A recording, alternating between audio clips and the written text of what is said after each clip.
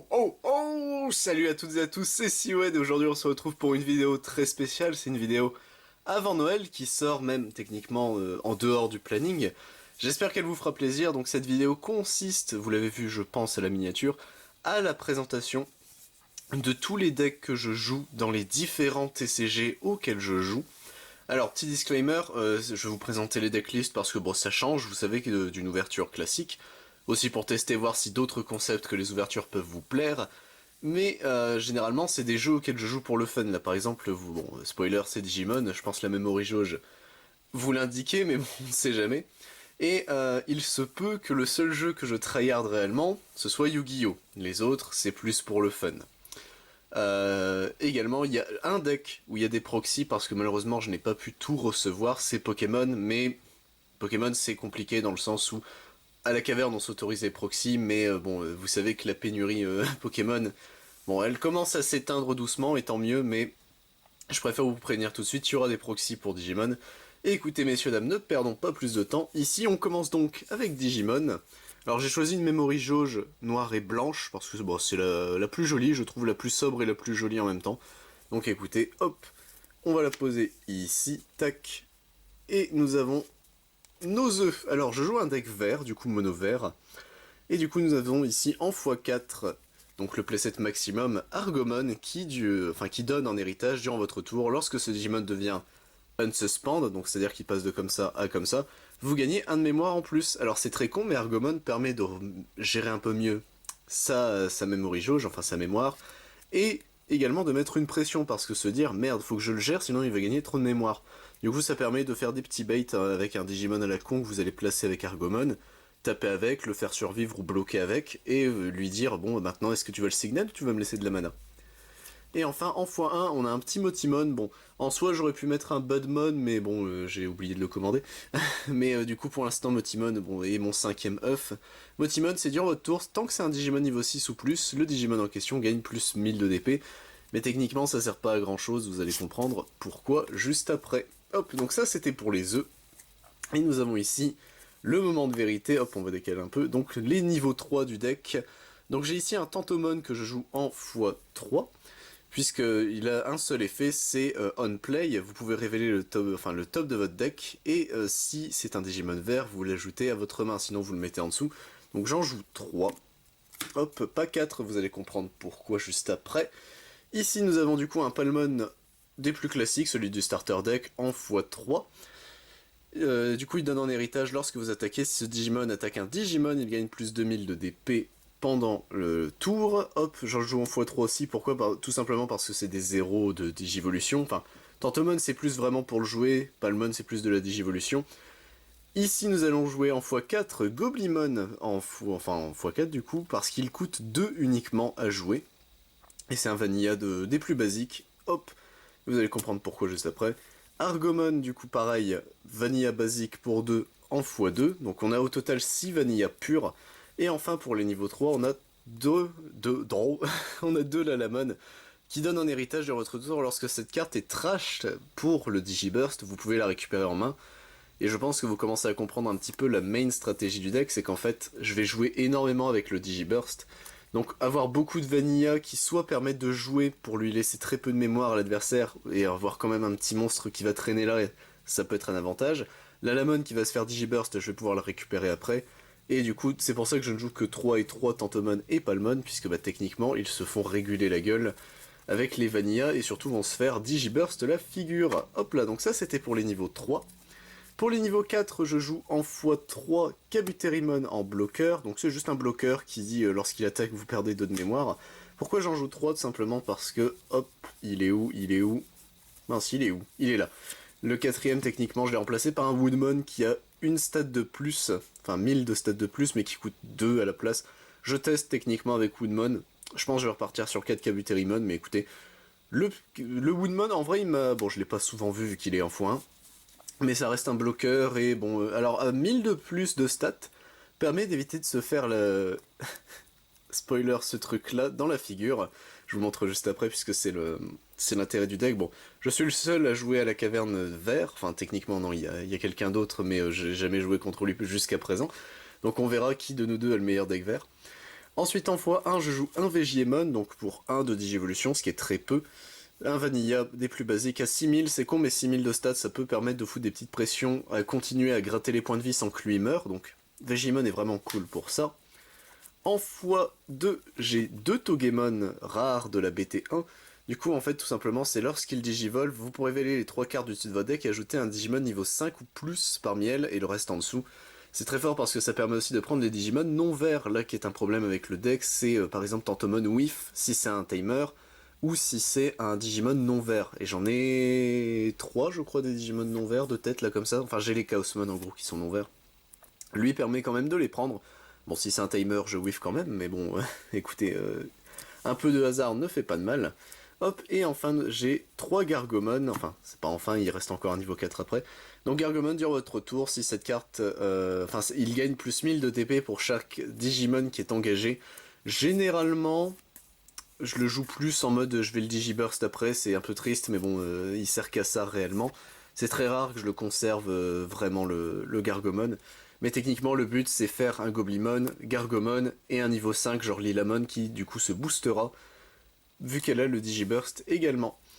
Et enfin, pour les niveaux 4, j'ai 2 Widmon. Alors les Widmon, c'est techniquement des Vegiemon-like, bon, très peu de stats, mais en fait c'est qu'ils donnent un héritage. Durant votre tour, lorsque cette carte est trash pour le Digiburst, eh bien tout simplement, elle permet de vous faire gagner 1 de mémoire. Et c'est con, mais ça permet de réguler énormément la façon de gérer votre mémoire. Du coup, ça, c'était par exemple un Nidogmon, bon spoiler, hein, mais Nidogmon qui trash Widmon, ça permet de redécaler encore un petit peu la mémoire de notre côté. Hop, ça c'était pour les niveaux 4. Pour le niveau 5, parce qu'il est limité à 1, je joue un Argomon, donc il a la Digisorption 3, donc vous pouvez engager un Digimon afin de lui faire baisser son coût de 3 de Digivolution.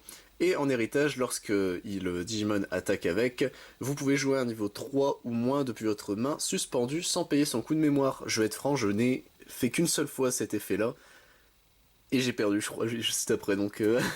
Mais techniquement, donc il est en x1, parce que les deux effets sont craqués, je veux dire, il peut se jouer gratuitement sur un niveau 4, et en plus, techniquement, il permet à un niveau 5, ou plus, de taper comme un gros porc, et de créer une petite merde avec. Dans le même style, je joue 4 Blossomon du coup, puisque ils ont la Digisorption 3 également. Ils n'ont pas d'effet en héritage, mais bon. Les jouer gratos, c'est broken, surtout que ça permet de draw à Digimon, faut pas l'oublier. En x4, et ce sont les derniers niveaux 5, je joue 4 Lilamon. Donc elle a en main Digiburst 2, et vous pouvez suspendre un Digimon adverse. Donc le Digiburst, c'est vous enlever 2 Digivolutions en dessous de Lilamon, et en héritage elle donne également, lorsque le Digimon attaque, si vous avez un timer en jeu, vous pouvez suspendre un Digimon adverse. Ça ne m'a sauvé qu'une fois, parce que généralement en fait elle va se faire trash, vous allez deviner à cause de quoi, mais ça m'est déjà arrivé d'utiliser son talent en héritage. Hop, donc ça c'était pour les niveaux 5. Tac. Ici nous avons nos niveaux 6, on va commencer avec Hercules Kabuterimon, celui du deck, je le joue en x2. Donc il a le piercing et le Digiburst 2, équivalent à celui de Lilamon, puisque ça permet d'engager un Digimon adverse. Très très fort, sincèrement, vraiment cool le Hercules Kabuterimon, mais je le joue qu'en x2. Beaucoup de decks le jouent en x3, même en x4, moi je le joue qu'en x2. Puppetmon, du coup, en artwork alternative, lol. Du coup, lorsque vous le jouez, vous pouvez suspendre un Digimon adverse, et durant le prochain tour, enfin la prochaine unsuspend phase de l'adversaire, aucun de ces Digimon suspendus ne peut se désuspendre. C'est extrêmement fort, et lorsqu'il tape, vous gagnez un de mémoire, surtout, alors c'est très con, mais c'est un 6 pour 3. Donc techniquement, ça m'est déjà arrivé dans quelques parties de ne pas le jouer, mais de le faire digivolver, et de taper immédiatement avec pour regagner un de mémoire et continuer à jouer quelques cartes en plus. Et c'est con, mais Puppetmon est vraiment vraiment cool. Mais bon, c'est une one-off parce que bon, il est très situationnel quand même. Mais généralement il fait très bien son taf quand on le demande, et du coup, le main boss monster, j'en ai un en artwork alternatif. Nidogmon, messieurs dames, donc en x4 dans le deck. Alors que fait Nidogmon? Il a le Digiburst 4 en digivoluant, donc vous trachez 4 Digimon en dessous de lui, et du coup ça vous permet de placer tous les Digimon qui ont 5000 de DP, d'engager tous ceux qui ont 5000 de DP ou moins. Puis tous les Digimon qui sont engagés partent en dessous du deck. Vous trachez leur Digivolution en dessous, mais... Et alors, beaucoup de DL ne le jouent qu'à 2. C'est grâce à lui que je win mes games. Généralement, c'est juste les copains essaient de bourrer la gueule le plus vite possible, donc généralement je vais me trouver à très peu de points de vie, mais Nidogmon va rasboard et derrière ils ont plus de ressources pour remonter, je tue à petit feu. Nidogmon est la plus belle des saloperies de ce jeu, sincèrement il est ignoble à affronter. Et c'est à cause de lui que je voulais faire le deck, pas à cause de son effet, mais c'est juste Nidogmon, quand je l'avais vu dans le dessin animé, je le trouvais beaucoup trop classe, donc quand j'ai su qu'il y avait une carte, alors moi je connaissais cet artwork là, je le trouvais pas terrible à cause de, vous savez, son filament ici, puis j'ai vu l'artwork alter, donc il y a des chances qu'à la longue je remplace ces trois là par les artworks alter, mais bon, ça c'est quand je serai un bourrin. Donc ça c'était pour les niveaux 6, et il ne manque plus que les niveaux 7, à savoir 2 Chaosmon et un Chaosmon Valdur Arm. Alors pour le Chaosmon classique, donc il a le piercing, et lorsqu'il digivolve, il peut se désuspendre pour taper directement sur un Digimon, même quand il est dégagé. Donc ça permet de gérer leurs ressources, et généralement après un Nidogmon, si vous reste de la mana, pour finish, un point de vie en plus et un Digimon qui va vous faire chier. Chaosmon est vraiment cool, et le Chaosmon Valdur Arm, donc ce sont mes 3 Digimon d'ailleurs blancs au passage. Lui, lorsque vous digivolvez, vous pouvez cibler, enfin vous faites 2 fois l'effet, et un Digimon gagne moins 7000 de DP pour le tour chez l'adversaire, et lorsque lui meurt, vous gagnez 3 de mémoire. Bon, généralement, lui c'est plus de la situation, eux sont vraiment cool, ça permet de finish des Digimon adverses qui sont chiants. Donc écoutez, ça c'était pour les Digimon. Et enfin, du coup, il nous reste... Alors, en option, je joue qu'une seule option, c'est une carte qui est sur la banlist. Hidden Potential Discovered, donc en main. La prochaine fois qu'un de vos Digimon verts digivolve ce tour, vous pouvez suspendre un Digimon que vous contrôlez, enfin un de vos Digimon, pour réduire le coût de digivolution de 5. Ça permet de chier un Nidogmon gratos, puisque Nidogmon coûte 5 normalement à digivolver, et de faire son effet, même si Nidogmon tapera pas. Vous jouez gratuitement, vous jouez un Chaosmon et vous tapez directement une petite saloperie qui traîne, qui s'est pas fait gérer par Nidogmon. Cette carte à elle toute seule fait des combos de ouf, donc c'est normal qu'elle soit sur la banlist également. Sa security, c'était de l'ajouter à votre main. Et enfin, pour les timers, je joue 3 Mimi Tachikawa. Donc en security, elle se joue directement, pareil pour Mimi et Izzy ici, mais on y revient juste après. Du coup, au début de votre tour, si vous avez 2 ou moins de mémoire, vous passez à 3. Et en main, si vous avez un Digimon de niveau 5 ou plus vert en jeu, vous pouvez la suspendre afin de faire soit éclore un œuf, soit jouer un Digimon qui est dans la Breed Zone. Et c'est extrêmement fort puisque dès que vous avez un niveau 5, ce qui est pas compliqué avec les Blossomon et les Ergomon, et que vous avez 2 Mimi, vous pouvez virtuellement chaque tour, enfin début de votre tour, déplacer un Digimon, créer un œuf, le faire digivolver, et avec la deuxième le jouer directement. Et puisqu'il est joué, enfin techniquement la Breed Zone c'est pas joué, c'est placé Digivolve, enfin c'est vraiment placé dans la Breed Zone, puisque l'œuf n'est pas joué, il est juste placé. Bah, le Digimon n'a pas le mal d'invocation. Du coup, vous avez un deuxième attaquant par tour. Si vous avez 2 Mimi, c'est extrêmement fort et extrêmement gras de les avoir. Et enfin, la dernière carte du deck, ce sera Izumi. Enfin, Izumi et Mimi Tachikawa. Donc au début de votre tour, si votre adversaire a un Digimon suspendu, vous gagnez 2 de mémoire. Durant votre tour, lorsqu'un Digimon niveau 5 attaque, vous pouvez suspendre ce timer et révéler les 3 cartes du dessus de votre deck. S'il y a un Digimon niveau 6 auquel il peut digivolver, enfin s'il y a un Digimon, si c'est ça, un Digimon vert niveau 6 précisément, on peut le faire digivolver sans payer son coût de mémoire et on place le reste en dessous. Ça permet de chier Nidogmon sans l'avoir prévu. Hercules Kabuterimon également. C'est vraiment fort. Puppetmon, généralement, bon, c'est plus chiant quand on le révèle, mais on n'est pas obligé, donc, mais par contre, ça veut dire que Puppetmon ira en dessous du deck. Bon, ça c'est un peu triste, mais c'est pas grave. Mais du coup, cette carte est une carte de voleur aussi, hein, puisque bah, du coup, tape les points de vie. Et sans le vouloir, je révèle un Nidogmon, du coup, ma puissance est boostée, et si j'ai les 4 en dessous, rasboard. Bon bah ok, merci connard. Donc voilà, ça c'était pour le deck Digimon. Hop. On va passer, tac, on va poser ça là, au deck Dragon Ball Super, messieurs dames, hop, avec du coup mon deck Nappa, que vous avez vu en vidéo chez Frenir, normalement si tout se passe bien. Donc bah écoutez, on va commencer avec du coup le leader qui est un Nappa. Alors, activation principale, une fois par tour, rajoutez à votre main un de vos points de vie et jouez jusqu'à un Saibaman depuis votre deck. En fait, tout le délire du deck Nappa, c'est de jouer des Saibaman, qui est un de mes persos préférés parce que je le trouve extrêmement marquant parmi les sbires à la con. Sincèrement, on rappelle que ces machins ont signé des Yamcha pour la première fois, ce qui donnera la Yamcha Death Stance en memes. Mais bon, moi je reste toujours choqué et marqué par cette scène où vraiment le Saibaman en avait rien à foutre, s'est fait péter quoi, et emmener un des héros avec.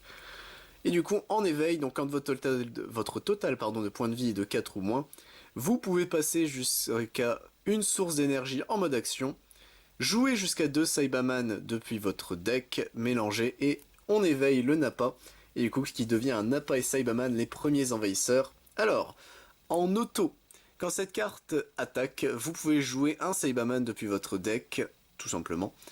En auto, une fois par tour, lorsqu'un Saibaman est mis KO, choisissez jusqu'à une carte de combat adverse, elle perd 10 000 de puissance pour toute la durée du tour, ça permet de contrôler techniquement les Strum adverses. Et en activation principale, une fois par tour, on peut regarder les 7 cartes du dessus de notre deck et ajouter un Vegeta rouge ou un Nappa rouge, avec un coût de 4 au maximum parmi elles. On mélange le reste quoi qu'il arrive. Oui, c'est mélangé, j'ai eu un doute, je le disais de tête.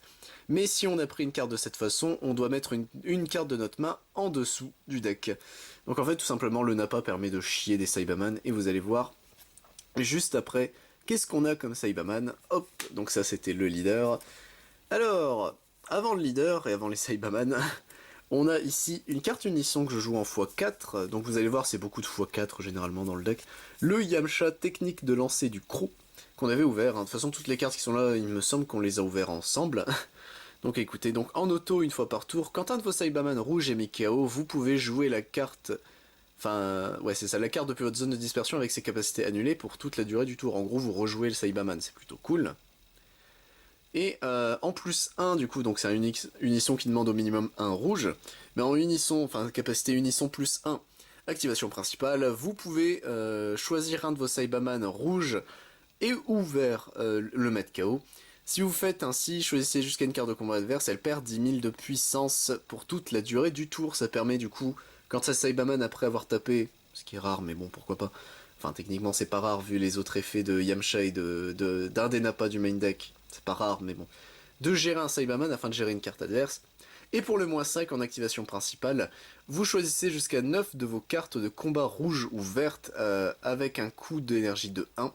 Et elle gagne plus 11 000 de puissance pour toute la durée du tour. En fait, techniquement, le Yamcha, s'il le laisse le setup, ça permet basiquement de chier une armée de Saibaman qui deviennent des 15 000 et qui vont taper et bourrer le leader encore et encore. Donc le Yamcha est vraiment cool. Sincèrement, il est extrêmement sympa. Ensuite, nous avons en x4 le Vegeta, l'exécuteur. Alors, il a la barrière. Donc déjà, juste ça pour 2, la barrière, c'est extrêmement bien. Et du coup, en activation principale, une fois par tour, choisissez un de vos Saibaman et mettez-le KO. On pioche une carte et vous choisissez jusqu'à 2 de vos Saibaman rouges. Il gagne plus 11 000 de puissance pour toute la durée tour. C'est extrêmement fort dans le sens où bah, vous détruisez un Saibaman que généralement vous avez chié gratuitement. Vous piochez une carte afin d'avoir de la combo ou de la réponse, enfin des contres, etc. Et 2 de vos autres Saibaman deviennent des combattants, deviennent des vrais combattants à 15 000. Le Vegeta est une 10 000 en plus. Donc il y a vraiment moyen de faire avec ce Vegeta des trucs de porc, surtout quand on a beaucoup de Saibaman. Enfin, la meilleure carte du deck, même si elle coûte 2 rouges obligatoires, c'est la Nappa. Hop, tac, on voit difficilement le foil avec la lumière, même si, hop, ouais, selon comment je pointe, on voit qu'elles sont foils, ce sont des rares, hein, si jamais. Mais du coup, le Nappa testant l'opposition. Alors, en auto, si votre leader est un Nappa, quand cette carte est jouée, jouez jusqu'à 2 Saibaman depuis votre deck ou votre zone de dispersion, ce qui permet d'éviter de trop smell. Puis mélangez votre deck si vous avez regardé à l'intérieur. En activation principale, une fois par tour, vous pouvez choisir jusqu'à un de vos Saibaman rouges et il gagne plus 11 000 de puissance pour toute la durée du tour, gratuitement. Un Saibaman, grâce à lui, peut passer à 15 000. Et surtout, le fait qu'il joue 2 Saibaman depuis le deck ou même la zone de dispersion, c'est extrêmement fort, c'est plutôt cool. Ce Nappa est vraiment un des moteurs à kill du deck, techniquement, de façon, à gérer les ressources, donc c'est extrêmement fort. Hop, on a ici nos options, hop, on va toutes les prendre d'un coup, tac. Donc on a en x4 évaluer l'opposition. Alors, en contre d'attaque, si votre leader est exclusivement rouge, spoiler, ça l'est, annulez l'attaque et mettez en jeu un jeton de Saibaman. Le jeton acquiert bloqueur pour toute la durée du tour, mais également, donc ça crée un jeton en plus d'annuler une attaque qui peut vous défendre ce tour. Sachant que le jeton perd la capacité bloqueur après, mais ça reste une 5000 de combo. Enfin, les 0 de combo, ce qui est plutôt ok tiers. Mais du coup, en permanent, si votre total de points de vie est de 5 ou moins, Vous pouvez jouer la capacité contre de cette carte depuis votre main en ajoutant à votre main une carte de vos points de vie au lieu de payer les 2 et notamment 2 rouges obligatoires. C'est plutôt fort en soi puisque ça permet de gérer, enfin vous, quoi qu'il arrive, vos points de vie vont vous permettre de rejouer des Saibaman, etc. Donc évaluation de l'opposition est vraiment extrêmement cool à jouer, sincèrement c'est un des meilleurs contres du deck, enfin c'est le meilleur contre du deck puisque il y a ça mais ça compte pas vraiment. Et du coup, pour un rouge obligatoire, la perte inattendue, enfin les pertes inattendues. Donc en activation principale, si votre leader est un Nappa, vous pouvez choisir... enfin... Oui, c'est ça. Attendez. Je suis en train de lire en même temps, mais ça me paraît très bizarre le wording. Si votre leader est un Nappa rouge, que vous choisissez une carte de votre main, que vous la défaussez et que vous transférez cette carte depuis votre zone de dispersion dans votre zone de dimension parallèle, jouez jusqu'à un Saibaman depuis votre deck. Ah oui, non, pardon, excusez-moi, ok. C'est techniquement, alors ça c'est vrai que lui, le wording est inversé. Son effet secondaire, en gros, c'est quand elle est dans le cimetière, dans la zone de dispersion, vous pouvez la bannir basiquement et jouer un jeton Saibaman depuis votre deck. C'est extrêmement fort, enfin j'aime beaucoup l'effet de cette carte. Et l'effet surtout principal, donc en activation combat, choisissez jusqu'à un Saibaman et mettez le KO, piochez une carte et jusqu'à un autre de vos... Enfin une carte de combat adverse perd 10 000 de puissance, mais vu qu'on met un Saibaman KO, ça trigger le Nappa, ça trigger les effets des Saibaman, et surtout vous récupérez une carte techniquement pour 0, vous faites du plus 0 en fait techniquement parlant, puisque les Saibaman généralement vous voulez qu'ils meurent, donc plutôt fortes les pertes inattendues. Et enfin on a le main beater du deck, avec le Nappa à 4 que Frenzir, Frenier si tu passes par là, espèce de voleur avec ton Guignou, j'en ai joué 2, il a réussi à me botter le cul quand même. Donc le Nappa pour 4, un vert et un bleu, oui bien sûr, un rouge pardon obligatoire, Nappa canon destructeur prêt à tirer. Alors elle a la fuite d'énergie, ça veut dire que si vous la mettez en énergie, elle arrive engagée à la place. Déflexion, double frappe, réplique. En auto, une fois par tour, s'il y a un total de 6 cartes de combat avec un coût, ou plus, avec un coût d'énergie de 1 dans votre zone de combat et votre zone de dispersion quand cette carte attaque, elle gagne plus 10 000 de puissance pour toute la durée du tour. Choisissez jusqu'à 3 cartes de combat adverses et mettez-les KO. 20 000 de patates qui passent à 30 000 pour le tour. C'est giga fort, c'est le Nappa, c'est le kill. Normalement, dès qu'il est joué, c'est que vous avez le kill. Sinon, comme on l'a vu contre Frenier, si vous l'avez vu sur sa chaîne, rip. Surtout quand vous devez l'affronter après. Enfin, en x4, on commence... Alors là, on commence les Saibaman, et précisément, les Saibaman loyaux jusqu'au bout. Donc pour 2, un rouge et un vert, même si on peut le cheat depuis le deck. Ça c'est très important, les Nappa permettent de le chier gratos, c'est juste, vu que c'est un 2... malheureusement, c'est compliqué de synergiser à mort, mais du coup ils ont la fuite d'énergie et l'unique, donc on peut en avoir qu'un seul en jeu. Mais ils perdent la fuite d'énergie si un Saibaman est en jeu. Du coup, c'est extrêmement fort. Donc quête 1000, mais en auto si votre leader est un Nappa, quand un de vos Saibaman, autre qu'un exemplaire de Saibaman loyaux jusqu'au bout, est mis KO, vous pouvez jouer cette carte depuis votre main. Donc on paye 2 et on le joue. Si vous faites ainsi, choisissez jusqu'à 5 Saibaman dans votre zone de dispersion. Autre que des exemplaires de cette carte, placez-les en dessous de votre deck. En gros, le but de ce truc, c'est de recycler. D'ailleurs, jouez-le, je crois qu'on peut le jouer gratuitement, j'ai un doute. Je crois qu'on le joue gratuitement en plus quand on trigger sa capacité. Le but, c'est tout simplement de recycler vos cartes. Alors, peut-être en cut certains, mais en tout cas, je vous l'ai dit, le deck est extrêmement basique, puisque c'est pour jouer avec Frenier. En soi, il y a vraiment qu'avec lui que je joue beaucoup à DBS. Enfin, beaucoup. Qu'on joue à DBS. Mais ça permet de recycler ses cartes, c'est plutôt cool à avoir. Et enfin, messieurs, dames, pourquoi jouer un deck Saibaman? Tout simplement parce que 1, 2, 3, 4, 5, 6, 7, 8, 9. Les Saibaman ont tous une restriction, une condition de règle dans le deck building, c'est qu'on peut en mettre le nombre de notre choix dans le deck. Comme les couleurs, je crois que c'était Metal Cooler au tout début de DBS qui avait ça. Et en auto, donc lui, pour 1, 4000, quand il est mis KO, vous pouvez choisir une carte adversaire avec 10 000 de puissance ou moins et la mettre KO.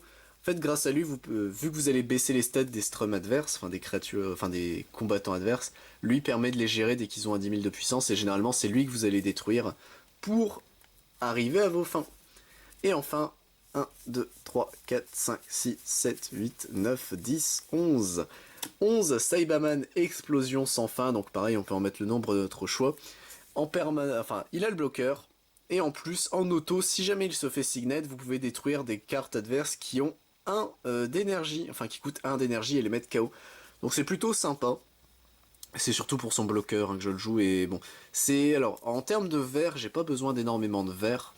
C'est juste eux, on va les chier depuis le deck hein, de toute façon pour se protéger. C'est littéralement dans DBS le gros problème que j'avais avec d'autres decks, que ce soit Gohan du futur, Goku Black, c'est qu'à chaque fois j'étais en mode mais merde mes bloqueurs je les vois jamais.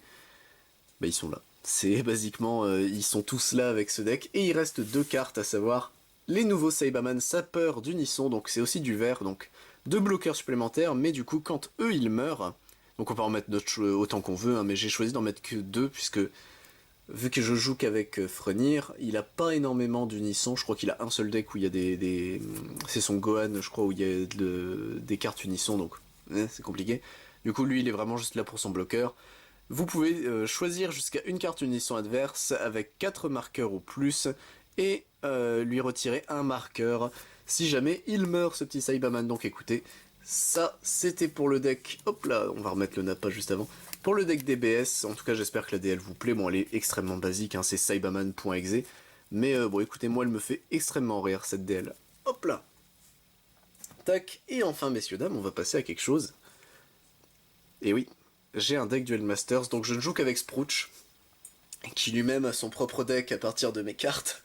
Mais du coup, je vais vous présenter mon petit deck Duel Masters, donc il est extrêmement basique, vous allez voir. Alors, c'est un vert noir, donc on va présenter la première partie, à savoir le vert, donc je joue en x4 Hurleur Redoutable. Alors, l'Hurleur Redoutable, qu'est-ce qu'il fait? Lorsque cette carte est détruite, placez-la dans la réserve de votre mana à la place, si je regarde là c'est compliqué, mais du coup en gros pour 3, en gros littéralement c'est une ressource que vous pouvez envoyer au combat si jamais elle meurt ou quoi qu'il arrive, ou, selon mon deck, facilement c'est lui que vous allez choisir de détruire vous-même et le placer en zone de mana.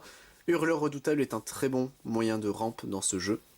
Hop, en x3 on a le tutor du deck, le passage dimensionnel, qui a le déclenchement de bouclier.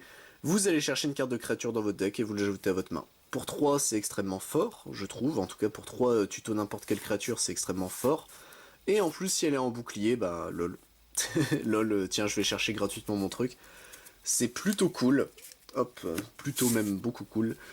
Ici, nous avons les ronces en serrante, juste ici. Alors, elle, c'est du mana, c'est du ramp également, mais c'est pas la meilleure façon de ramp du deck.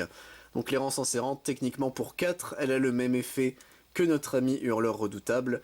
Mais bon, c'est elle, généralement je vais justement plus la jouer directement qu'autre chose. Alors j'en ai qu'une seule en français malheureusement, donc écoutez, c'est un peu triste, mais pourquoi pas, hop. Ensuite, en x4, je joue le Traquenard naturel. Donc pour 6, mais surtout pour le déclenchement de bouclier, vous choisissez une créature que l'adversaire contrôle dans sa zone de combat et vous la placez dans sa réserve de mana. En déclenchement de bouclier, c'est très fun. C'est extrêmement fort. C'est généralement, bon, quand je l'ai en main, je suis dégoûté parce que 6, c'est très long à jouer. Mais en déclenchement de bouclier, c'est plutôt cool, donc écoutez, hop, au moins ça, c'est fait, tac. Et enfin, la dernière carte en vert du deck, c'est la tribu des gros bras qui est extrêmement fort pour 3. Lorsque cette créature est placée dans la zone de combat, donc si elle se fait reborn, ça marche. Bon, j'ai aucun reborn, mais techniquement, vous voyez le délire. Vous pouvez prendre la carte du dessus de votre deck et l'ajouter en réserve de mana. Donc techniquement, vous jouez cette carte pour artificiellement 2, puisque pour 3, vous la jouez, elle vous remet une carte dans la zone de mana. Donc c'est plutôt sympa. Et voilà, c'était le vert de mon deck, en tout cas, tac. Et ici nous passons du coup au Moustique Sanguinaire qui est un bloqueur à 4000 pour 2, c'est un des meilleurs bloqueurs du jeu, mais il a un défaut, il ne peut pas attaquer, c'est un défaut. Et surtout s'il gagne son combat en bloquant, enfin dès qu'il gagne un combat, il meurt malheureusement dans le processus, donc bon. C'est le meilleur bloquant en noir, c'est un des meilleurs bloquants je trouve du jeu quand il est sorti chez nous. Hop, la caméra fait le focus s'il te plaît, merci. Je t'ai vu, hein, petite caméra de fou. Donc écoutez, hop, pourquoi pas. Ici nous avons les Stinger Worm, les vers d'ardeur. Donc pour 3, lorsque cette créature entre dans la zone de combat, détruisez l'une de vos créatures. Alors, tout l'intérêt de mon deck, c'est les vers parasites. Je joue un deck vers parasites en réalité, mais du coup le ver me permet de ramp plus facilement. Et surtout, grâce aux vers d'ardeur et aux autres vers, je peux détruire mes propres éléphants, enfin, marteleurs, etc. afin de gagner, hop, la moto qui passe, afin de gagner du coup de la mana supplémentaire. et d'éviter de me péter d'autres vers parasites qui font partie de ma combo. Ensuite, en x4 ici, je joue le Poison Worm. Donc lorsque cette créature arrive sur le champ de bataille, vous pouvez détruire une de vos créatures, enfin vous devez, pardon, détruire une créature qui a 3000 ou moins. Poison Worm en vrai est plutôt cool. C'est bon, pour 4000 c'est pas TT, vu que Verdardeur c'est une 3 pour 5000, mais lui permet de mieux gérer techniquement ce qu'on pète, puisque 3000 ou moins, ça évite, contrairement au Verdardeur, d'être obligé de péter un truc, puisque Verdardeur, si elle se joue et que c'est le seul strum en jeu, bah Verdardeur il meurt. Là où lui, vu qu'il a 4000, il évite de se péter dans le processus si c'est la seule carte qu'on joue. Ensuite, en x4, je joue le ver du chaos, Chaos Swarm, qui est une créature évolution, donc on ne peut la jouer que sur un ver parasite. Évolution place cette créature sur l'une de vos vers parasites. Pour 5, 1 de mana. Lorsque cette créature entre dans la zone de combat, on peut détruire une créature de l'adversaire. C'est mon kill créa du deck, il est plutôt fort. Je l'aime beaucoup en tout cas le ver du chaos. Hop là, et écoutez messieurs dames, là j'en suis pas peu fier de les avoir. Hop là. Et oui, en x4, messieurs dames, j'ai du coup un ver, enfin un Ultracid Worm, bon elles sont qu'en anglaise, mais du coup Ultracid Worm qui est le meilleur boss monster du monde. Pour 6, c'est une 11000 évolution donc sur un Parasite Worm, et il a le double breaker, donc le brise, enfin le double, c'est quoi, c'est double shield, enfin comment on dit en français? J'ai oublié comment on dit en français, mais du coup il pète 2 boucliers à la fois. 11 000 de patates, c'est gigantesque. Donc écoutez, hop, voilà, ça c'était pour le deck Duel Masters, il est extrêmement basique, hein, on va pas se compliquer la tâche, mais en tout cas, j'espère qu'il vous plaît, c'est mon deck du cœur, en soi c'est... Enfin quand j'ai récupéré des cartes Duel Masters, bah en tout cas c'est avec ce deck là que j'ai joué avec Sprouch, sachant que les règles des créatures évolution, on les avait pas très bien compris au tout début, on va pas se mentir. Donc écoutez, mais le deck est vraiment cool, je l'aime énormément. Hop là. Ensuite, messieurs dames, ensuite, Final Fantasy. Et oui, j'ai un deck FF avec les magnifiques sleeves qu'on avait ouverts du pack, enfin de l'opus release opus 14. C'est un deck Chocobo, messieurs dames, rempli de Chocobo, donc écoutez, je vais vous en faire la présentation.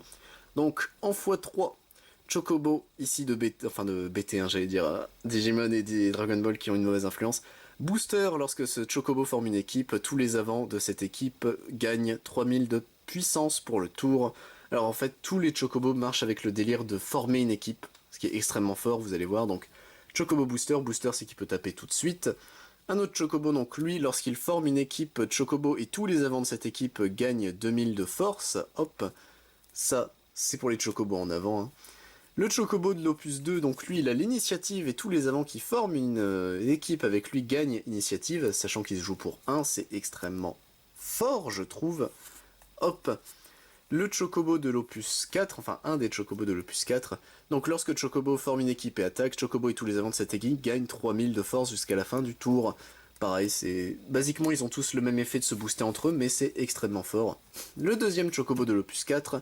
donc lorsque Chocobo entre sur le terrain, choisissez un avant autre que Chocobo, donc autre que lui-même. Il gagne booster jusqu'à la fin du tour, donc ça c'est plutôt sympa également. Hop là. Ensuite, le Chocobo de FF Tactics, le Chocobo de l'Opus 5, j'ai cru que c'était l'Opus 6, mais non.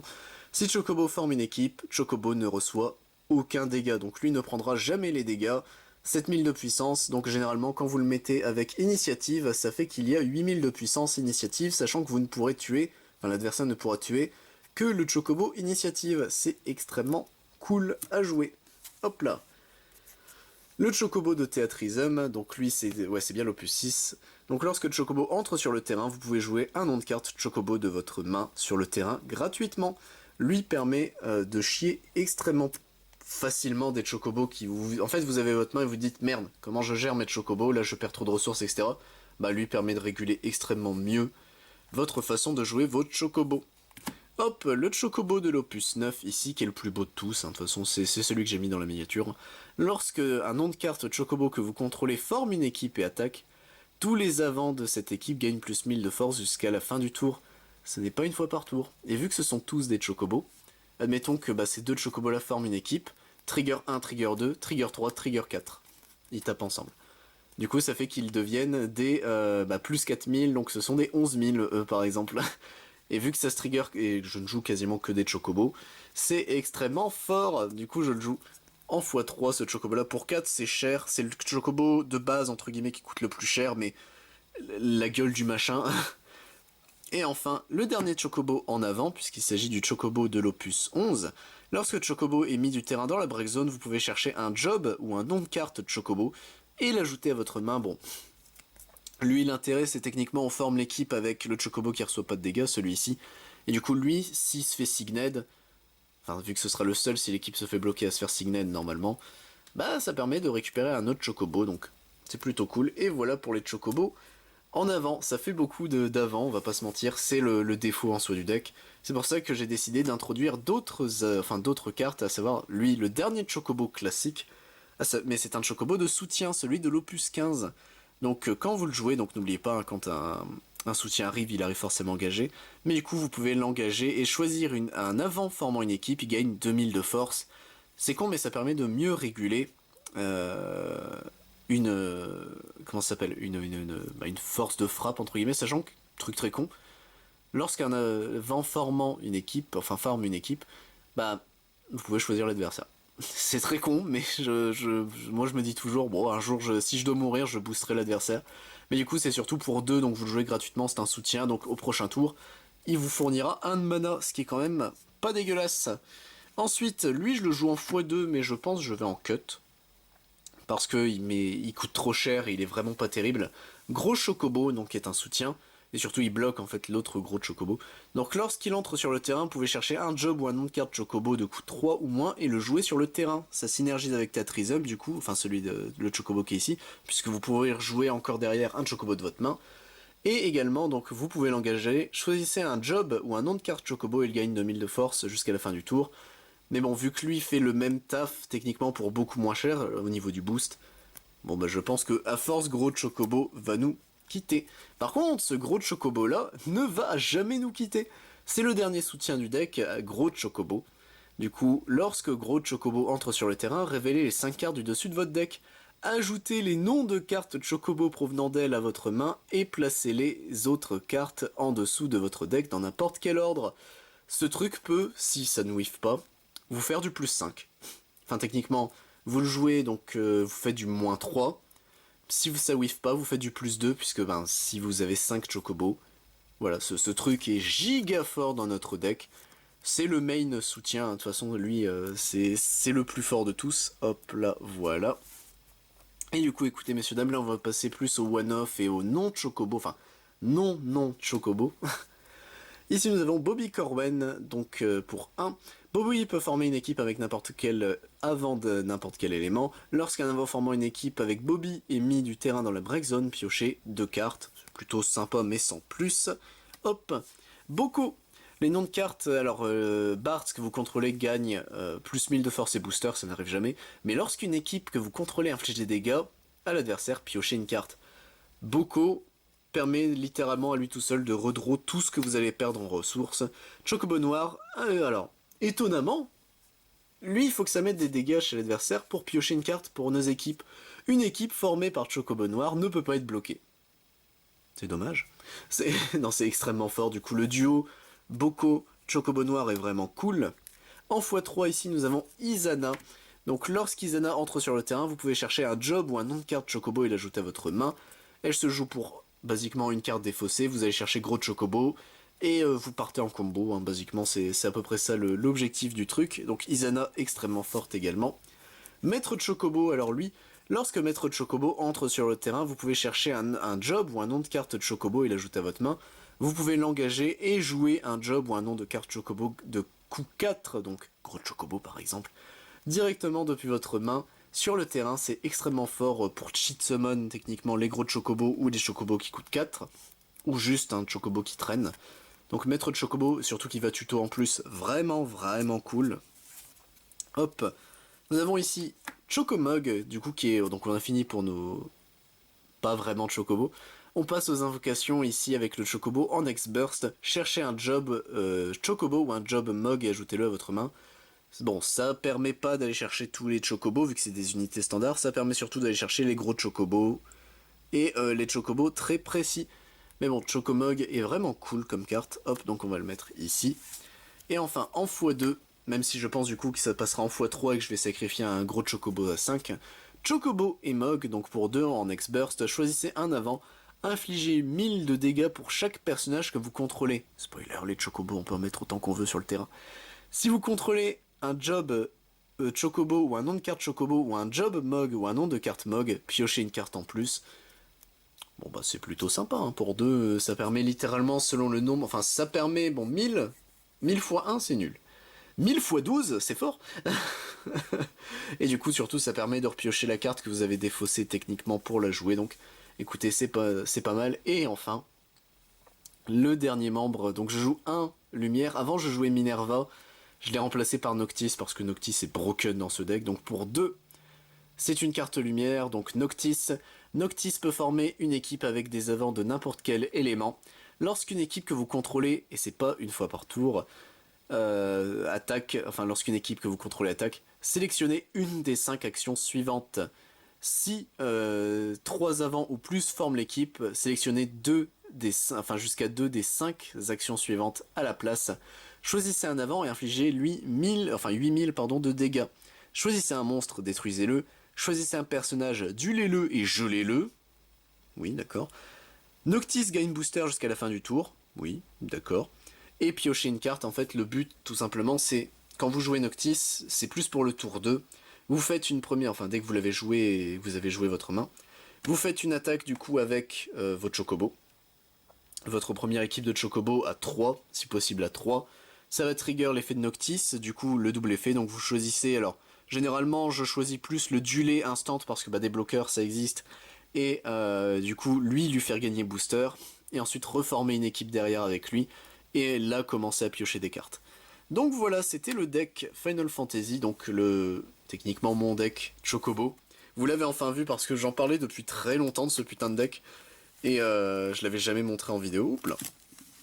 Donc écoutez, hop, voilà, on va commencer à ranger tranquillement les cartes. Tac.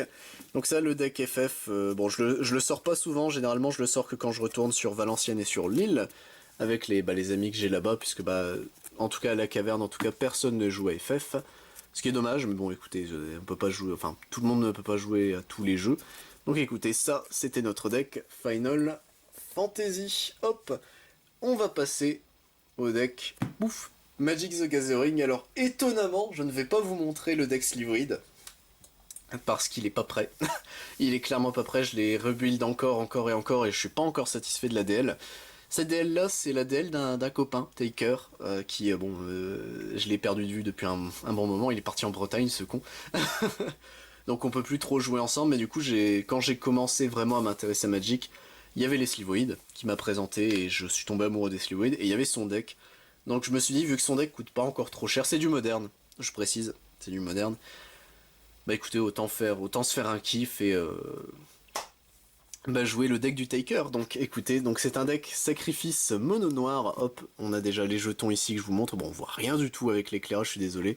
Hop, la lumière fut. Oh là, on voit bien là. Non, c'est faux.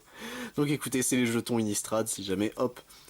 Et écoutez, tac, nous avons ici en x4 le Blood artiste de sang. Donc à chaque fois que l'artiste de sang ou une autre créature meurt, le joueur ciblé perd un point de vie et vous gagnez un point de vie. C'est un des moteurs à kill du deck, de toute façon l'artiste de sang. Hop, là, on va le mettre ici. Ensuite, nous avons le bouffeur de charogne, Carrion Feeder, donc le vieil artwork qui est ceux que j'ai rachetés par la suite. Donc le bouffeur de charogne, la caméra fait le focus, merci, ne peut pas bloquer. Et sacrifier une créature, placer un marqueur +1/+1 sur le bouffeur de charogne. À la base, il n'était pas moderne. Il l'est devenu avec Modern Horizon, meilleure extension. Du coup, écoutez, Carrion Feeder, qui est vraiment extrêmement fort, c'est le moteur à sacrifice le plus opti du deck. Mais du coup, par avant, puisque c'était compliqué, puisqu'on avait appris avec Taker qu'il n'était pas moderne, ça nous a bien fait chier, parce que le deck était beaucoup moins fort d'un coup. On garde 2 carapaces de Nantuko, donc sacrifier une créature, la carapace gagne +2/+2 jusqu'à la fin du tour. Pour 3 c'est chiant, par contre c'est pour ça que j'en joue plus que 2 moi personnellement. Hop. Ici nous avons une nouvelle addition, parce que ça Taker ne l'a jamais joué mais le machin est beaucoup trop fort, le champion des trépassés. Donc à chaque fois qu'un autre zombie arrive sur le champ de bataille, sous votre contrôle, spoiler c'est des zombies, et vous allez comprendre qui est le moteur, enfin celui qui va se faire sacrifier la gueule et qui va revenir, vous allez bientôt le découvrir, même si je pense, si vous jouez à Magic, vous êtes déjà au courant de qui je veux parler. Donc, le champion des trépassés, à chaque fois qu'un autre jeu... enfin, pardon, je suis pris du nez. Chaque fois qu'un autre zombie arrive sur le champ de bataille, vous mettez un marqueur +1/+1 sur le champion des trépassés. Donc j'en joue 4, hop. Libérateur des cryptes, c'est pour ça que je joue des jetons. Donc pour 2, vous l'engagez, défaussez-vous d'une carte, mettez un jeton zombie, enfin jeton de créature zombie 2/2 noir en jeu, et engagez 3 zombies dégagés que vous contrôlez, sachant que vous pouvez engager ceux qui ont le mal d'invoque, puisque c'est pas le symbole engagé, c'est engagé écrit comme ça. Vous piochez une carte et vous perdez un point de vie. Le libérateur de crypte, c'est le moteur à draw, un des 2 moteurs à draw du deck. Enfin, c'est le moteur à draw, techniquement l'autre c'est pas vraiment un moteur à draw. Et le voilà, Gravecrawler, rampeur de tombe, oui bien sûr, rampeur de tombe de son nom français. Donc que fait le rampeur de tombe? Il ne peut pas bloquer, déjà pour commencer. C'est une 1, enfin 2-1 pour 1, il a des bonnes stats. Vous pouvez cast Gravecrawler depuis votre cimetière tant que vous contrôlez un zombie. Voilà, Gravecrawler, le meilleur zombie de tout Magic, Shadow over Innistrad. Le meilleur zombie, il n'y a pas d'autre mot, donc c'est lui qui va se faire sacrifier la gueule encore et encore. Ensuite, pour aller de pair avec l'artiste de sang, je joue 2 surineurs de Zulaporte.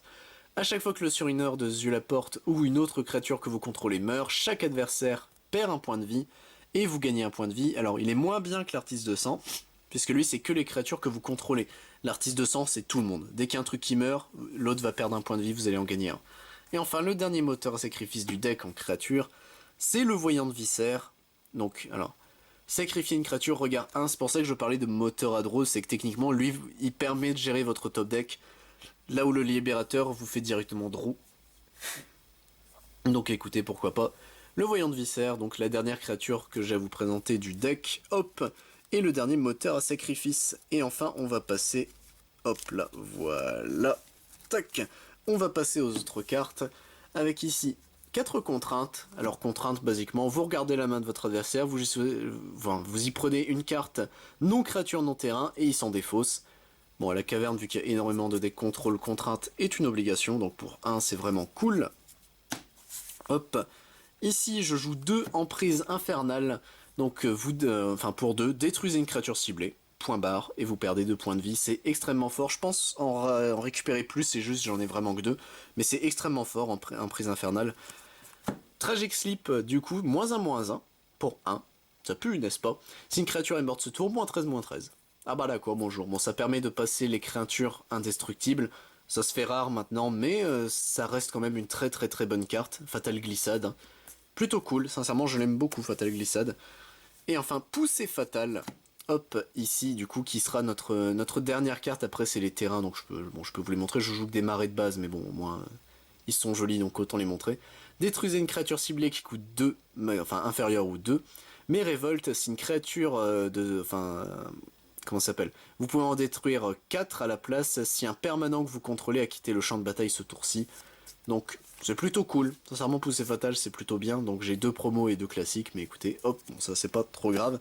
Et enfin pour les marais, voilà, donc j'en joue 20, 1, 2, 3, 4, 5, 6, 7, 8, 9, 10, 11, 12, 13, 14, 15, 16, 17, 18, 19, 20, je me vous ai pas dit de bêtises, mais du coup je joue les 4 marais d'Innistrad, donc 5 comme ceci, 5 comme ceci, 5 de cette façon.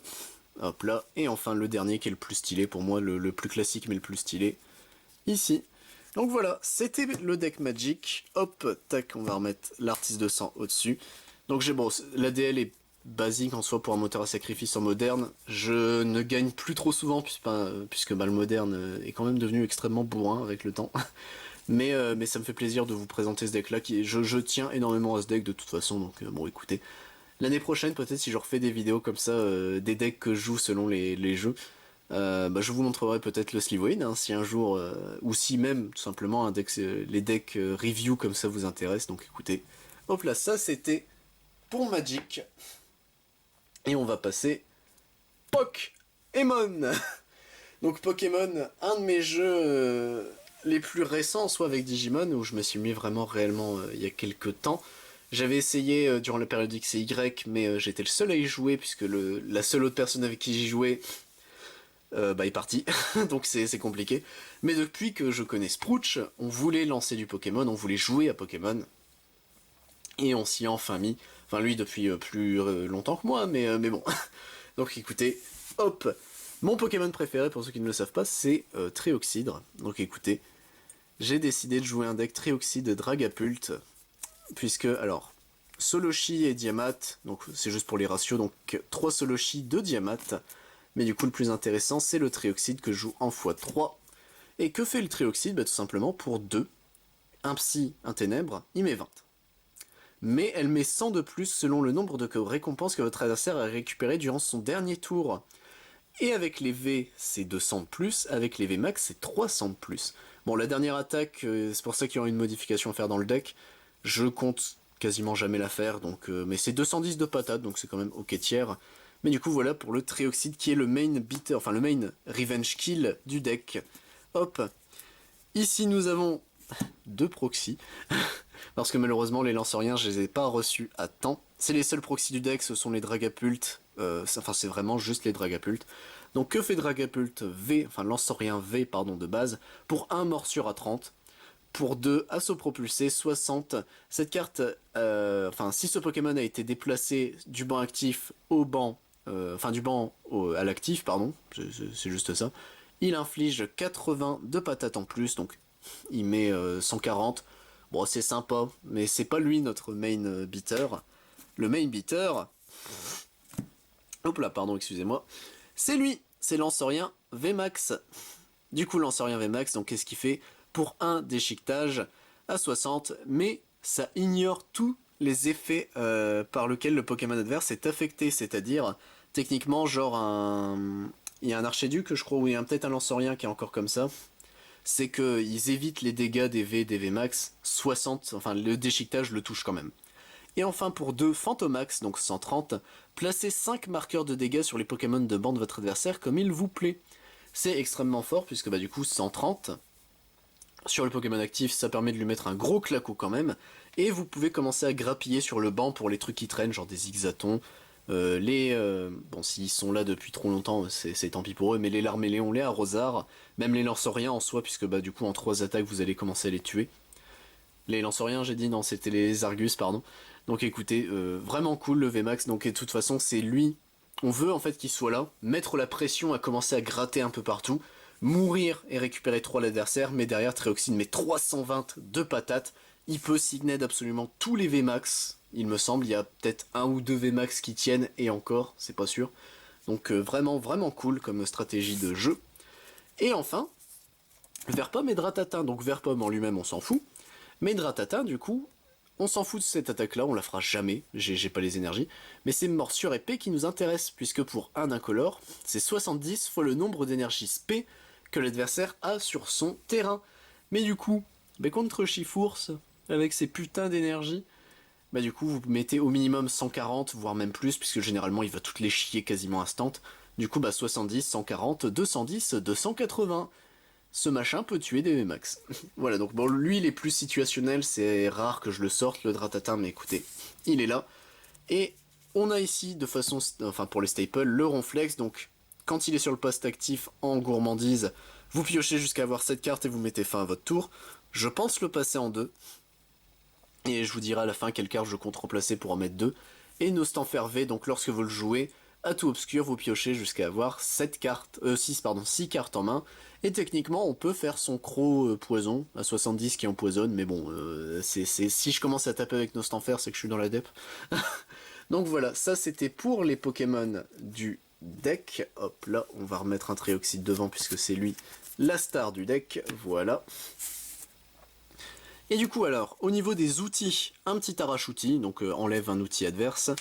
La canne ordinaire qui permet de mélanger jusqu'à 2 Pokémon et jusqu'à 2 énergies de base de la pile de défausse dans le deck, ça c'est plutôt cool. 3 échanges, hop, qui permet de switch vos Pokémon. Ronflex c'est un problème, n'oubliez pas, donc ça permet de réguler la position de Ronflex. 4 en sang d'évolution, vous allez chercher un Pokémon évolutif, donc un niveau 1 ou un niveau 2. Ça je vous présente pas plus, du deck à la main bien sûr, c'est plutôt cool. Le multi-XP, puisque Dragapult, son but, ça va se faire Signed. Si on l'attache à Dragapult, le multi-XP tout simplement, ça permet, lorsque le Pokémon actif est mis KO, de prendre de ses énergies de base et de l'attacher à un autre de nos Pokémon comme on le souhaite. Généralement, Tréoxydre, on va lui attacher l'énergie Dark, il récupérera l'énergie Psy grâce à la mort de Dragapult, VMAX. 4 Rapid Ball, vous défaussez une carte, vous allez chercher un Pokémon de base, classique, mais giga fort et efficace. Recherche d'énergie pour aller chercher nos énergies Dark la plupart du temps, nos énergies Psy si on est dans l'adep. Hop. Super bonbon en x2 afin de cheat nos petits Tréoxydres. Donc tout simplement, vous prenez votre Solochi, excepté le tour où il est arrivé, et si vous avez Tréoxydre en main, pouf, vous avez un Tréoxydre en jeu. Hop. Carolina, du coup, ici, donc vous allez chercher n'importe quelle carte dresseur. Alors, on a fini pour nos objets, hein, on passe aux supporters. On va chercher n'importe quel dresseur, on l'ajoute à notre main. C'est extrêmement fort. J'en joue que 2, mais c'est largement suffisant. Ordre du boss, vous faites switch le Pokémon adverse avec un autre Pokémon. Pas de son choix, c'est vous qui choisissez, donc c'est extrêmement fort. J'en joue 2, ça permet de gérer et de tuer les trucs absolument que vous devez gérer. De recherche professorale, vous défaussez votre main, si vous avez 0, bah, ça marche quand même. Et vous piochez jusqu'à avoir cette carte, c'est plutôt sympa. Et je suis très fier de les avoir, les 2 Rosemary en full art ici, donc j'en joue que 2. Vous mélangez votre main, votre adversaire fait la même. Vous le mettez en dessous du deck, vous piochez 5, lui il pioche 4. C'est une carte de voleur, hein. Rosemary c'est extrêmement fort. Hop, c'est un peu le Guzma... Non, c'était pas Guzma qui faisait ça, si? Je sais plus. Non, c'était N qui faisait ça, mais je suis d'accord avec Sprouch, cette carte est plus unfair que N. Joue de Roy, puisque bah techniquement, vous pouvez jouer cette carte que si un de vos Pokémon est mort. Vous prenez une énergie de base de votre pile de défausse, vous l'attachez un de vos Pokémon, et si vous le faites, vous allez chercher n'importe quelle carte depuis votre deck. C'est con, mais des fois on n'a pas le multi-XP, Dragapult meurt, et malheureusement on n'a toujours pas d'énergie Dark où elle est dans le cimetière. Ou juste, on n'a pas le multi-XP, du coup ça permet d'aller chercher la recherche d'énergie, et d'aller chercher une énergie Dark. Roy est extrêmement important. Notre dernier supporter, c'est Saturnin, qui est un contre techniquement Eternatus, même si bon, je pense à force, je vais me séparer de Saturnin.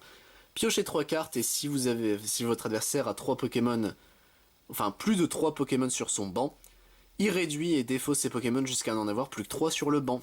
C'est extrêmement... contre Eternatus, c'est extrêmement fort. Mais je me suis rendu compte que Eternatus, il n'y a que 5 DX qui le jouent à la caverne. Donc Saturnin, généralement, il va juste me servir à être défaussé. Donc je pense m'en séparer à force. Et enfin, notre seul stade, le Sentier Blanchissime. Les V et VMAX, non, les V et GX n'ont plus de talent. Enfin, tout simplement, tout ce qui est un encadré de règles n'a plus de talent. Donc écoutez, c'est extrêmement fort, je trouve. Hop. Et enfin, pour les énergies, 1, 2, 3, 4, 5, 6, 7... 2, 4, 6, je ne sais pas compter. 6 énergies psy. Hop là.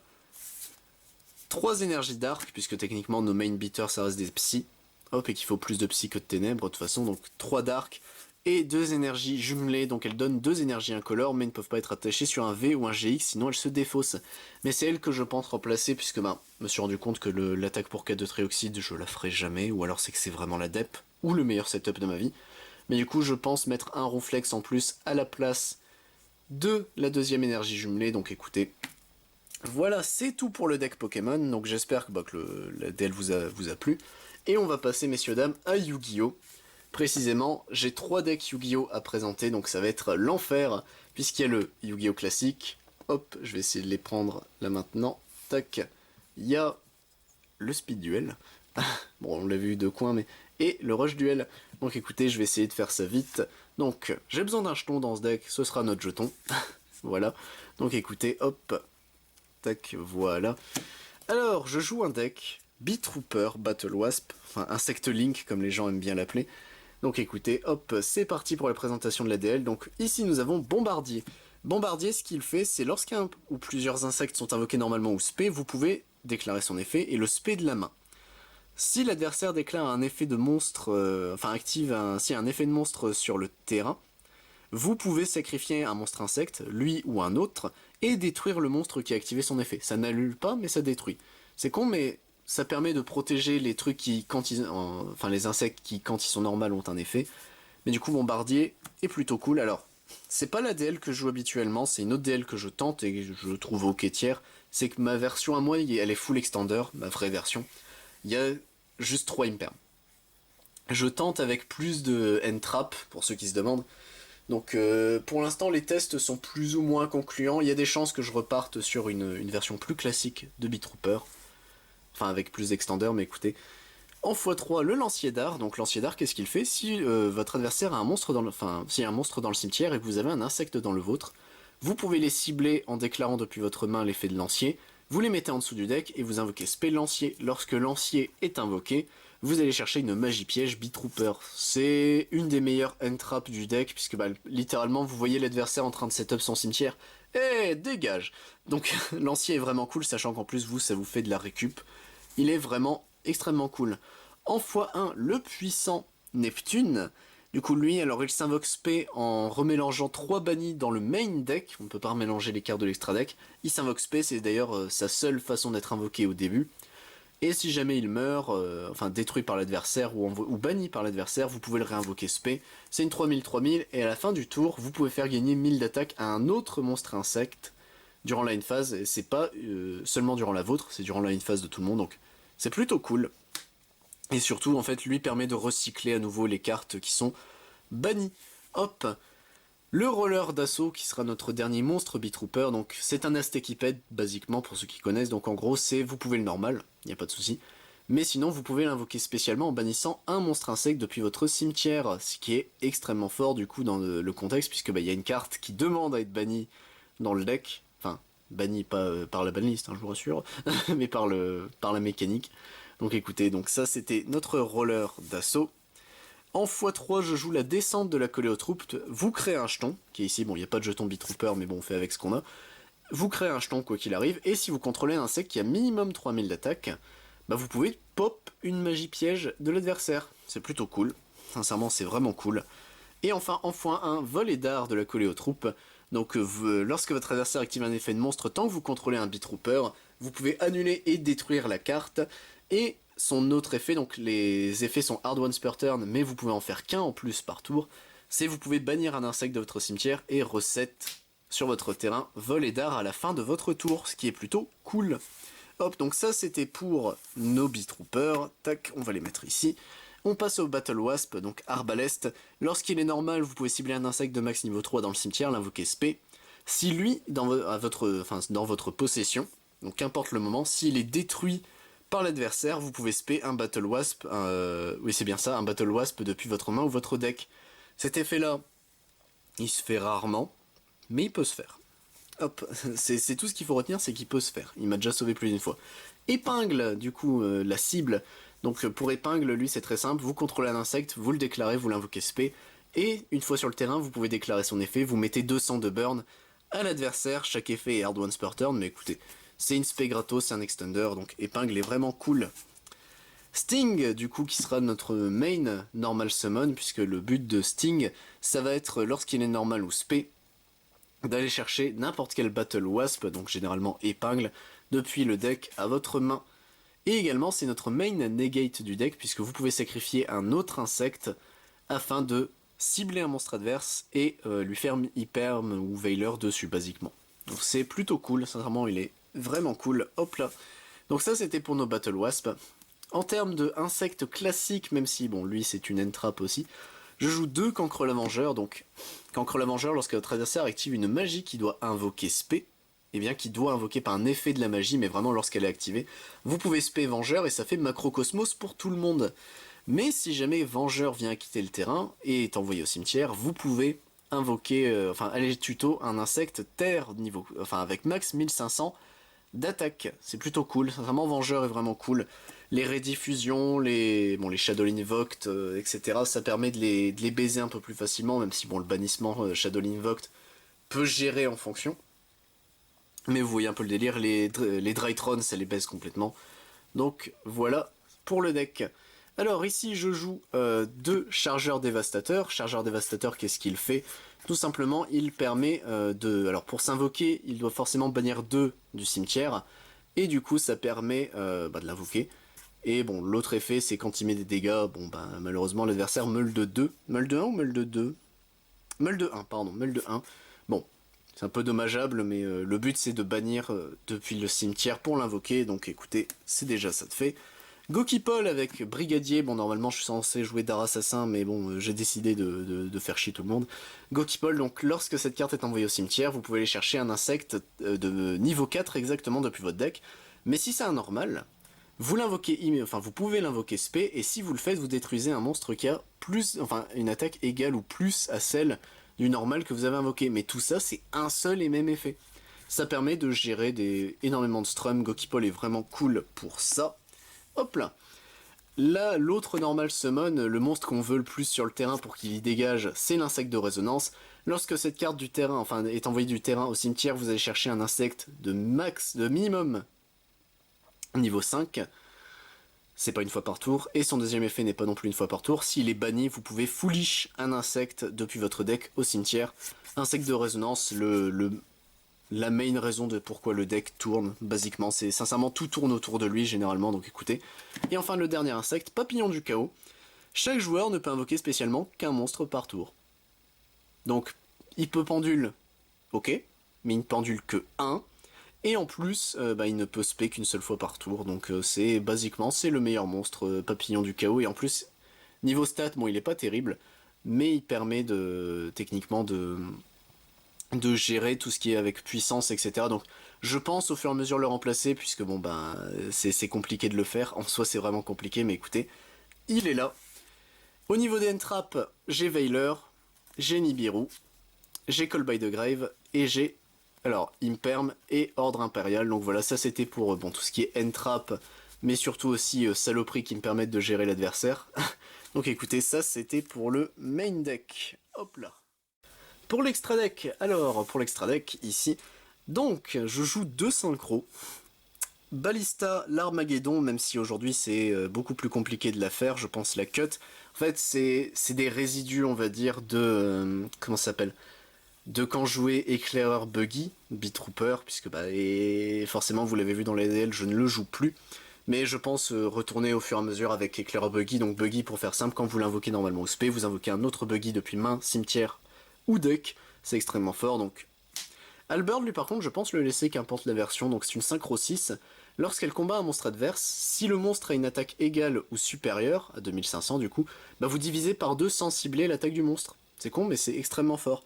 Et également, il y a un autre effet, donc lorsqu'elle inflige des dommages de combat à votre adversaire, vous lui infligez en plus des dommages égal au nombre de guêpes de bataille que vous contrôlez. Bon, ça, on s'en fout un tout petit peu, mais écoutez, pourquoi pas.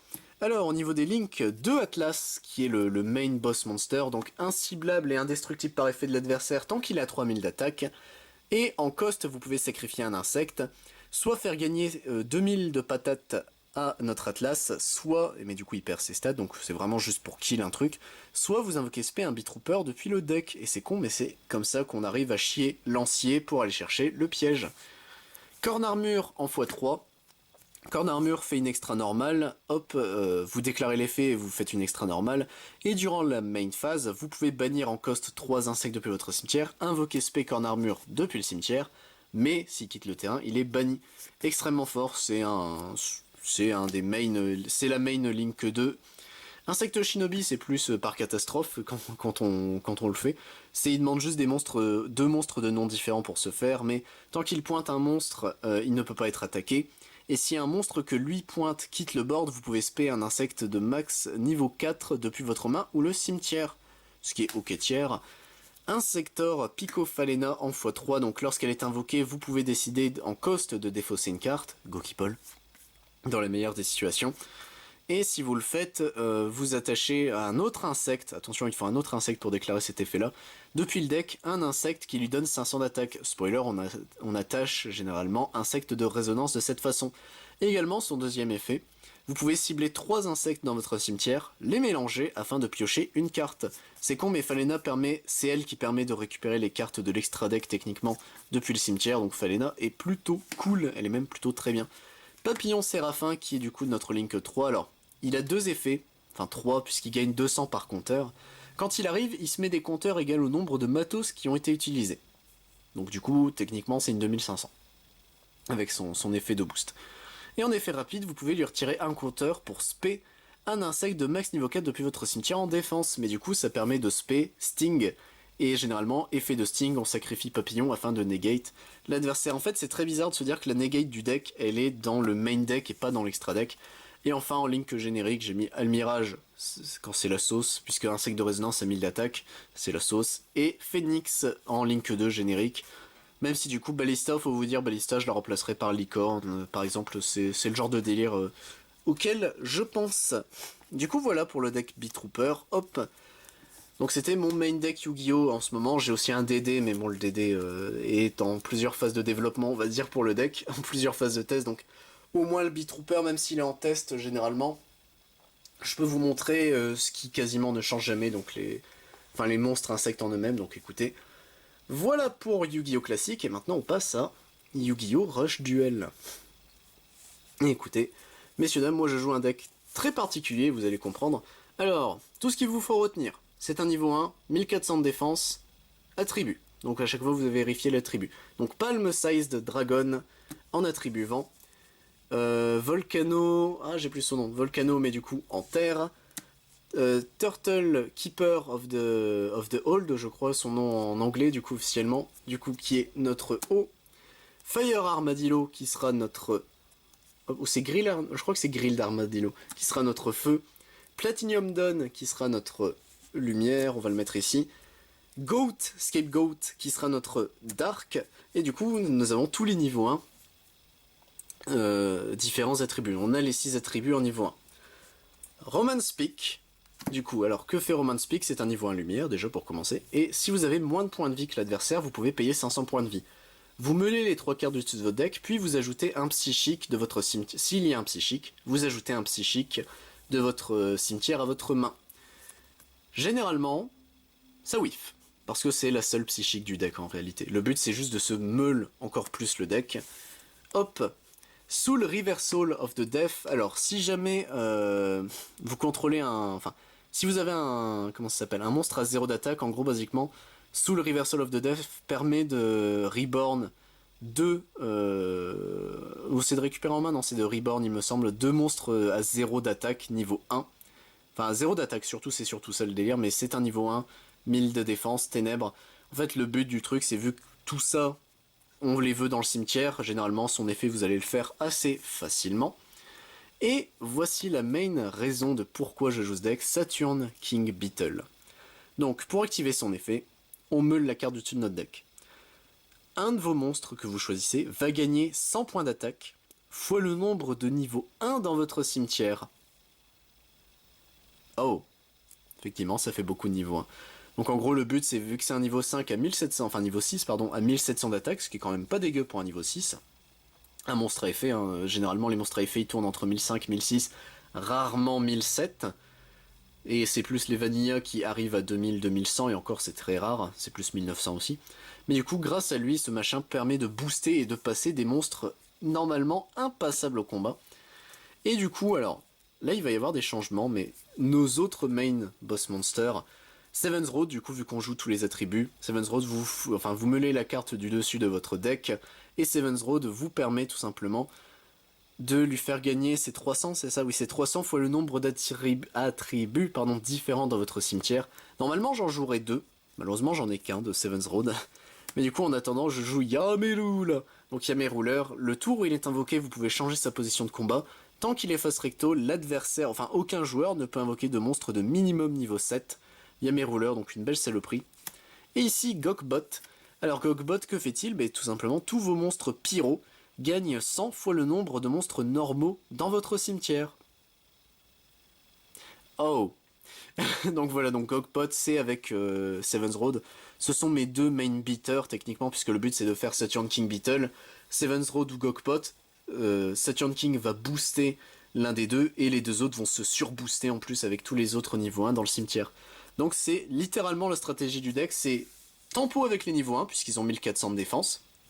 Ça veut dire que, techniquement parlant, les monstres niveau 4 ou moins ne les passent pas, excepté les Seven's Road Turbo qui jouent les 1500 d'attaque, mais les avoir dans le cimetière nos niveau 1, c'est ce qu'on veut aussi. Et surtout, il est obligé du coup de craquer des gros monstres pour pouvoir passer nos niveau 1. On tempo. Et ensuite, boum, on sort nos Saturn King Beetle, Seven's Road ou Gokpot, et on défonce des gueules. Basiquement, c'est ça le deck. Alors, ici nous avons Hammer Crush, qui du coup, vous défaussez une carte, vous détruisez une magie piège, enfin sur le terrain. C'est classique, mais bon, c'est efficace. Destruction de cartes que je n'ai pas en rush rare, enfin, oui, en secret rare legend, techniquement. Mais du coup, bon, on s'est autorisé avec les copains de jouer la classique. Puisque, bah, autant en profiter, quoi. Techniquement, elle, c'est vraiment des cartes qui ne changent pas, donc destruction de cartes. Pour aller de pair avec destruction de cartes, je joue Shadow Colosseum. Pour l'activer, vous devez meul les deux cartes du dessus de votre deck, et tous les monstres sur le terrain gagnent 100 d'attaque. C'est de la merde en soi, mais ça permet de meul, et c'est con, mais c'est très très bien. Hop là, tac. Et enfin, nous avons One Up. Donc lorsqu'un monstre de niveau... Enfin, lorsqu'un de vos monstres, pardon, est détruit au combat, vous pouvez spé un monstre de niveau 1 depuis votre cimetière. C'est très con, mais ça permet de survivre plus longtemps.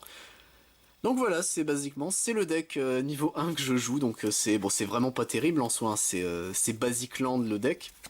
Mais, alors c'est très con, j'ai souvent gagné avec ce deck, que ce soit en ligne sur le jeu Rush contre des japonais, ou, bon maintenant qu'il est sorti, il faudrait que je le prenne en anglais, mais, ou juste contre les copains, puisque bah, le problème c'est qu'en fait, vu que je tempo, et que je mets des gros claquos après sur leur boss monster que eux ils ont déjà chié en se disant bah c'est bon je peux gagner, bah à force j'épuise leurs ressources, donc c'est pour ça que Saturn King Beetle, enfin le deck niveau 1 est vraiment cool à jouer en Rush Duel. Beaucoup se foutaient de la gueule du deck en mode mais bro qu'est-ce que tu veux faire avec des niveaux 1?